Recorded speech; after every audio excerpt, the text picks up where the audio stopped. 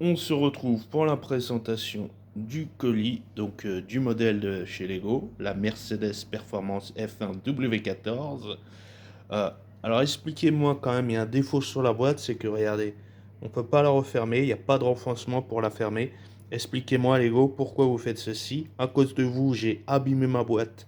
C'est-à-dire que j'ai déscotché pour rescotcher pour la fermer, et en faisant ça, en déscotchant, j'ai déteint une partie de la couleur. Donc ça reste quand même dommage de ne pas avoir un renforcement, sachant qu'on a une belle boîte. Ça, déjà, c'est le premier défaut qu'on constate directement sur la boîte. Bon, je vais pas faire recto verso, machin. À l'intérieur, voilà, il y a la notice, il y a 12 sachets, il y a les stickers. Voilà comment ça se passe. Ensuite, on passe au modèle. Alors désolé, hein, si on passe sur... On n'a pas une présentation qui est adéquate, qui est belle, qui est en finesse, qui est beau. Non, ici c'est le ghetto et j'ai pas suffisamment de place et j'ai pas de table pour faire la présentation. Donc on va pas faire un test technique du véhicule, mais on va plutôt faire un test présentation du véhicule. C'est deux choses différentes. Donc ici, on a l'aileron qui est dynamique, donc on peut faire recto verso, vous voyez, c'est parfait. Ici, on a les pneus jantes où on a les jantes à l'intérieur qui sont vertes, c'est nickel. Alors normalement ici, on peut ouvrir le compartiment moteur, mais moi, je fais en sorte qu'on ne puisse pas l'ouvrir parce que mon projet, c'est de l'afficher au mur avec un plateau, avec un vitrage.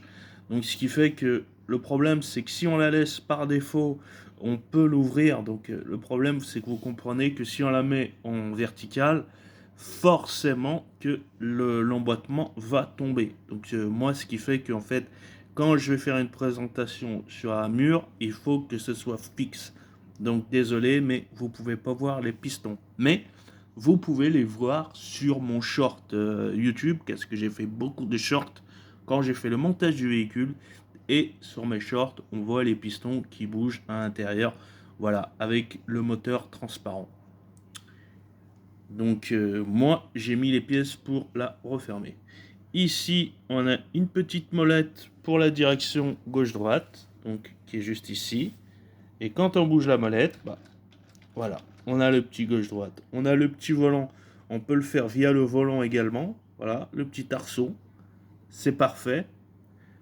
Le petit siège baquet. Très joli. Les petits stickers qui sont... Il y a quand même beaucoup de stickers, hein. Il y en a plus de 80, il me semble.